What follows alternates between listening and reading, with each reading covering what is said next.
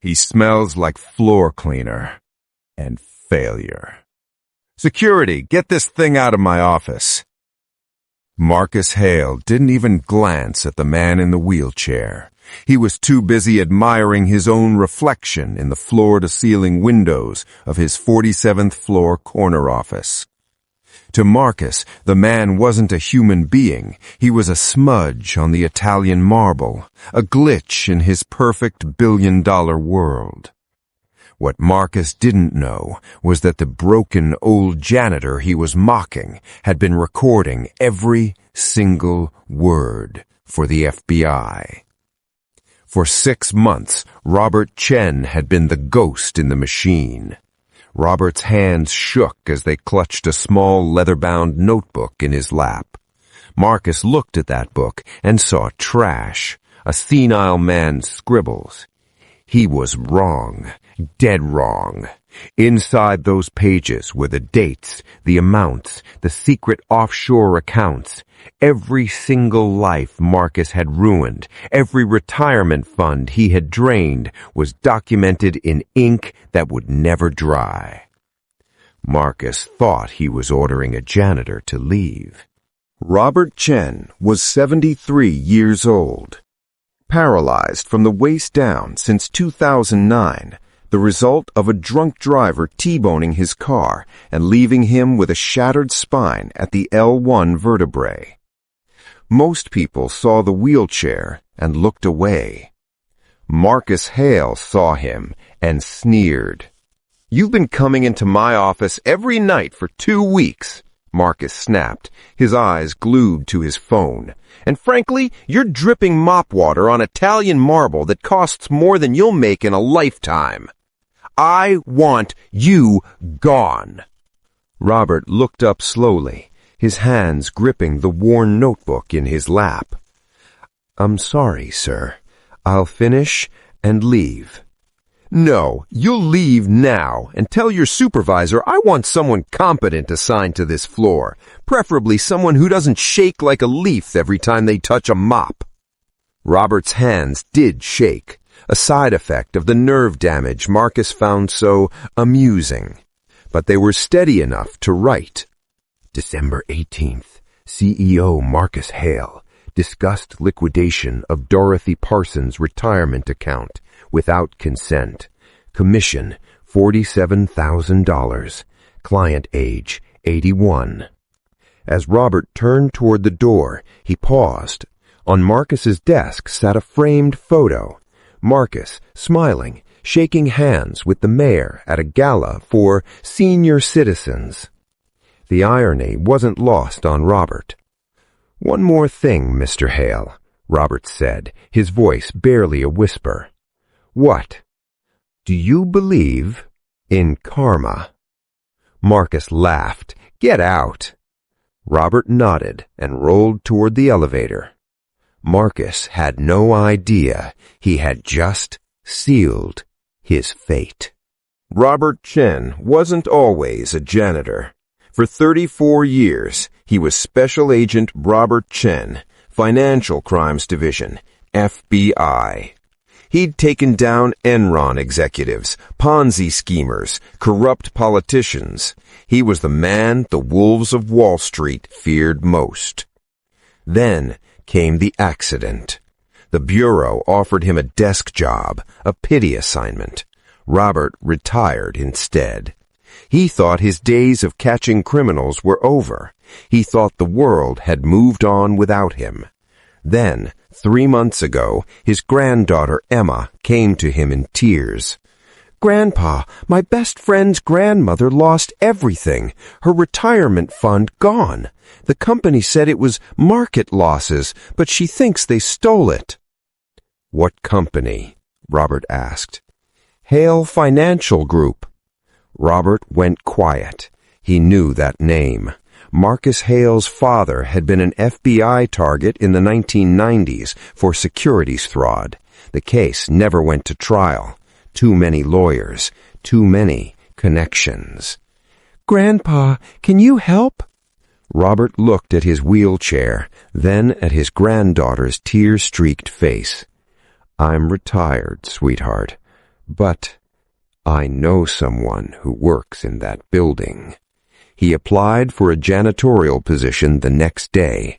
No one questioned the old man in the wheelchair. No one asked why he requested the executive floor specifically. And no one, especially not Marcus Hale, paid attention when Robert started accidentally emptying Marcus's trash before the shredding company arrived. Invoices, emails, handwritten notes about offshore accounts. All of it went into the notebook. Before his accident, Robert had a photographic memory. The accident took his legs, not his mind. And he remembered everything. If you're listening to this right now, I want to ask you for a small favor. Not just for the channel, but to help me prove something.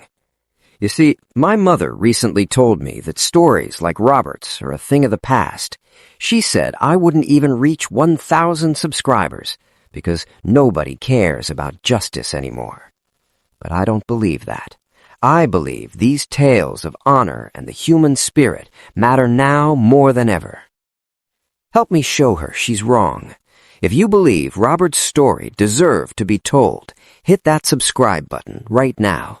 Let's reach that goal together and prove that these values are still alive. Now, back to the gala, because Marcus is about to make a mistake he can never take back. 2 weeks after Marcus kicked Robert out of his office, Hale Financial Group held its annual shareholder gala. A black tie event, champagne towers, a string quartet playing Vivaldi. Marcus stood at the podium in a $3,000 tuxedo, smiling like a king addressing his subjects. Ladies and gentlemen, Hale Financial Group posted record profits this year, $240 million. Our clients trust us with their futures, and we honor that trust every single day. Applause echoed through the ballroom. Robert sat in the back, wearing a borrowed tuxedo jacket over his janitor's uniform. No one had stopped him at the door. Security never stopped the help. But tonight, Robert wasn't there to clean. During dessert, he rolled his wheelchair slowly toward the stage. Marcus froze mid-sentence. He stepped down from the podium, his face a mask of fury. "What the hell are you doing here?" Marcus hissed. Robert met his eyes. "Mr. Hale, I'm giving you one last chance. Stop what you're doing to your clients, especially the elderly ones. Mrs. Dorothy Parsons, Mr. Alan Greaves, the Johnsons. I know what you did." Marcus's face turned a deep bruised red. He leaned down inches from Robert's face. "Listen to me, you crippled old man. You don't know anything. And if you ever show your face here again, I'll make sure you lose that pathetic cleaning job and end up on the street where you belong." Robert didn't flinch. He didn't blink. "I gave you a chance to do the right thing," Robert said softly. Marcus sneered. "A chance? You think you have power over me?" Robert reached into his wheelchair's side pouch. "No, Marcus, but they do." Robert pulled out a small silver badge and placed it on the table. Marcus stared at it. Then he laughed, a loud, ugly sound that echoed off the ballroom walls. "Where'd you get the toy, old man? A pawn shop?" Robert's voice was quiet, but every word was a blade. "It wasn't a toy when I used it to investigate your father's business partner 20 years ago, Marcus. Gerald Strauss, securities fraud. He got 12 years in federal prison. Check the signature on your firm's founding charter. You'll see my name on the investigative report." Marcus's smile vanished. His skin turned an ashen gray. You're lying." Robert pulled out the leather notebook and opened it. "October 14th. You moved $12 million from Senator Whitmore's pension fund to an offshore account in the Cayman Islands. You pocketed $400,000 in fees. November 3rd, you forged Dorothy Parsons' signature to liquidate her $680,000 retirement account. You told her it was market volatility. It wasn't. You stole it. Marcus's hands started shaking. His eyes darted around the room. December 9th. December 9th. Stop! The room had gone silent. Hundreds of investors were staring. Board members stood frozen like statues. You can't prove any of that, Marcus whispered desperately. Robert smiled, just slightly. I don't have to. The ballroom doors crashed open. 6 FBI agents in tactical vests marched in, led by a woman in a sharp suit. She held up a warrant. Marcus Hale, you're under arrest for wire fraud, elder financial abuse, and racketeering. You have the right to remain silent. Marcus stared at Robert in pure horror. You were cleaning my floors. Robert looked him dead in the eye. No, Marcus. I was doing my job. They threw him out the back entrance, not gently. Security guards, 2 young guys who probably made $12 an hour, pushed Vincent through the kitchen, past the startled catering staff, and out onto the loading dock where the trash compactors hummed. Stay out, one of them said, not unkindly. Boss is in a mood tonight. You don't want to push it. Vincent straightened his uniform. Understood. Vincent stood in the alley. A cold March wind cut through his thin janitor's shirt. From inside, he could still hear the music, the laughter, the muffled sound of Marcus Hale's voice giving a speech about charitable giving. His phone buzzed. Rachel. Dad, where are you? Vincent. Where I need to be. Trust me. Rachel. There are people arriving. Black cars. Looks official. Dad, what's happening? Vincent looked at his watch. 8:43 p.m. Right on schedule. 3 days ago, Vincent had made a final decision. He'd copied every document, every email, every incriminating piece of evidence he'd collected over 6 months. Bribes to board members, fabricated violations, insider trading, threats. And he'd sent it all to one address. Not the police, not the SEC, not even his own company.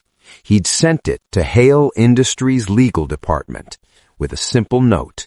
Thought the board should know what their CEO has been doing in their name. Marcus had built his empire on the loyalty of 12 people, the Hale Industries board of directors, people he'd handpicked, people who trusted him. Vincent was about to show them exactly who they'd been trusting. His phone buzzed again, an unknown number. We're here. Webb. Harrison Webb, chairman of the board, 15 years of service to Marcus Hale. Vincent had gambled everything on one single assumption, that the board valued their own reputations more than their loyalty to Marcus, that when faced with evidence of crimes committed in their names, they would choose self-preservation. Vincent texted back, Ballroom, 2nd floor, he's giving a speech. He walked back around to the front entrance of the Four Seasons, a different doorman now, a shift change. I'm meeting someone, Vincent said calmly. The doorman barely looked at him. Go ahead. Vincent walked through those polished brass doors, back into the building he'd been thrown out of 20 minutes ago. But this time, he wasn't alone. This story is a reminder that true power isn't about corner offices or $3,000 suits. It's about what you do when no one is watching. And sometimes, the person you underestimate the most is the one holding all the cards. If this story moved you, hit that subscribe button and join the Jossie Stories family. Every week, we bring you tales of justice, courage, and the unbreakable strength of the human spirit. Because wisdom doesn't fade, it just waits for the right moment to strike. I'm Jossie. Thank you for watching, and I'll see you in the next one.